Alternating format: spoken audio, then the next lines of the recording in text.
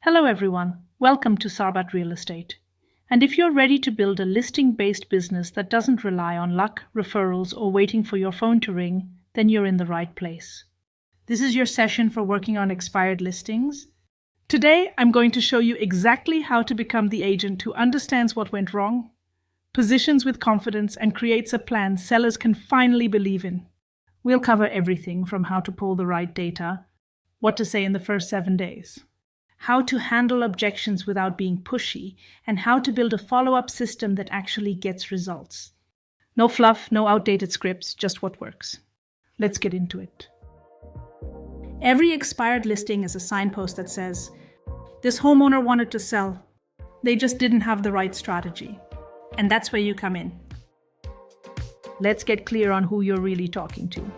An expired seller isn't just a cold lead.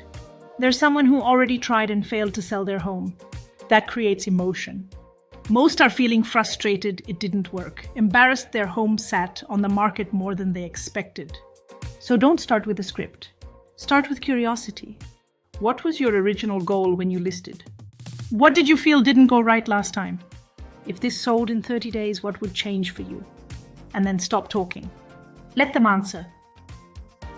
That's where the trust starts. Expireds don't need hype. They need a better experience. Lead with empathy. Deliver with strategy. Build trust through listening, not selling. Now let's get into the tactical part. Be selective.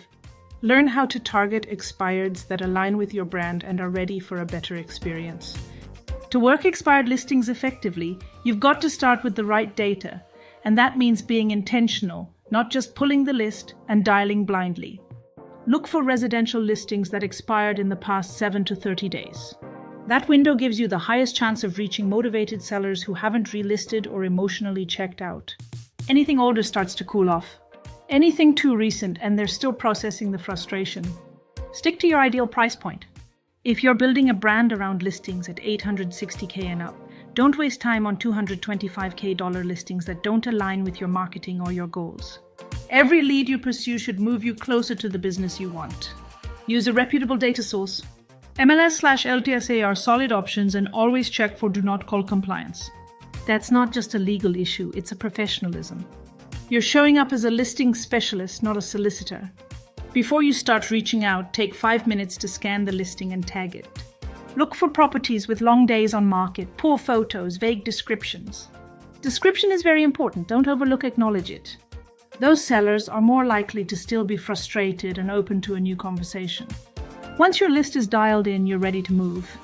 And the first 7 days matter most. Let's break that down next. Now here's how you work the first 7 days. Day 1, call in the morning. Use the seller interview technique. Script. Hi seller, it's Mandeep Rai with Sarbat Real Estate. I'm interviewing sellers this week who still want to make a move. I saw your home came off the market. Are you still open to selling it? If they don't answer, shoot a text. Mr. Seller, it's Mandeep Rai with Sarbat Real Estate. Just left you a quick message. I specialize in repositioning homes that didn't sell. Let me know when is the better time to connect. Day 2, send a voice or video text.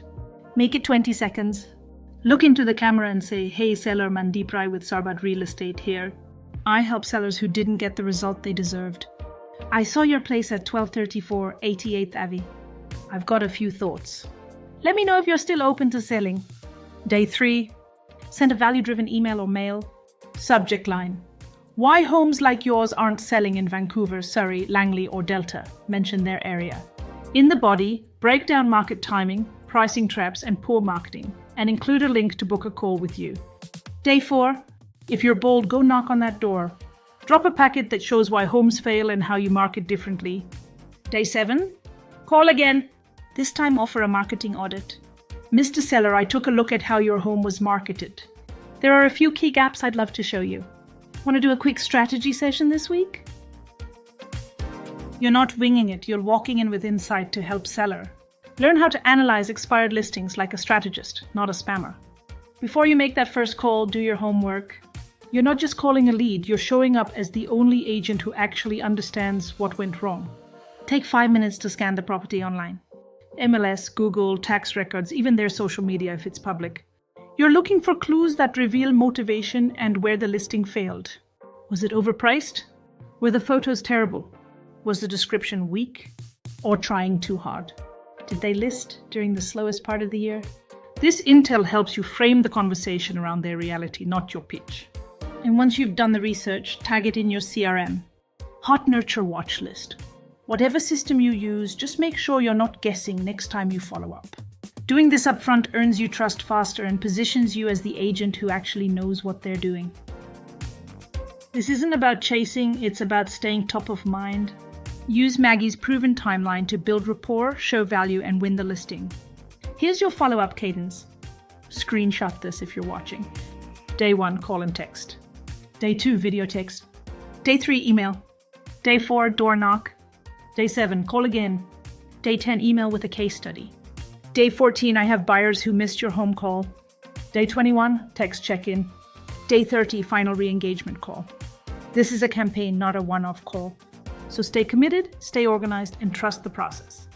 The agents who follow through are the ones who get the listing. Now let's talk about handling the most common expired objections, because how you respond in these moments will determine whether you build trust or lose the lead.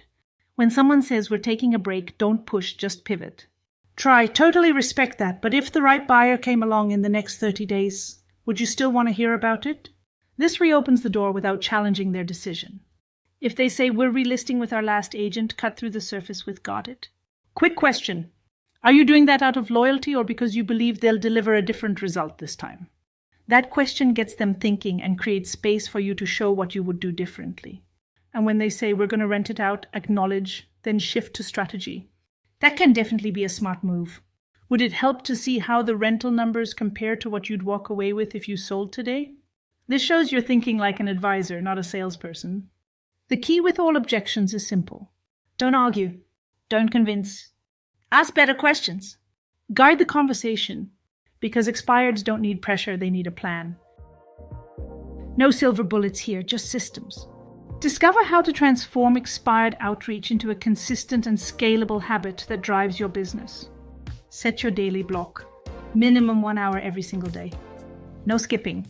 No, I'll catch up tomorrow. Call 10 to 15 expireds a day. That's your rhythm. Track everything. Conversations, callbacks, appointments, responses. What gets measured improves. What gets ignored disappears. And listen, this isn't about hitting home runs. It's about getting on base over and over again. That's how real momentum is built. The agents who win in this space aren't the most talented. They're the most consistent. If you just show up every day with a clear plan and you keep swinging, the listings will come. So protect your prospecting time like it's a listing appointment, because in this business it basically is. Expired aren't dead ends. They're your next win if you follow through. Show up with the plan they've been waiting for. Expired listings aren't dead leads.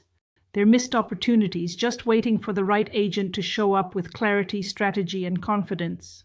These sellers don't need another postcard or empty promise. They need someone who understands what went wrong and knows exactly how to fix it. So show up with value, show up with a real plan, and most importantly, show up consistently. Do that, and this becomes a predictable, scalable part of your business, not just a grind. You don't need magic. You just need to be the one who follows through. Now go dial. Someone's waiting for you to change how their story ends.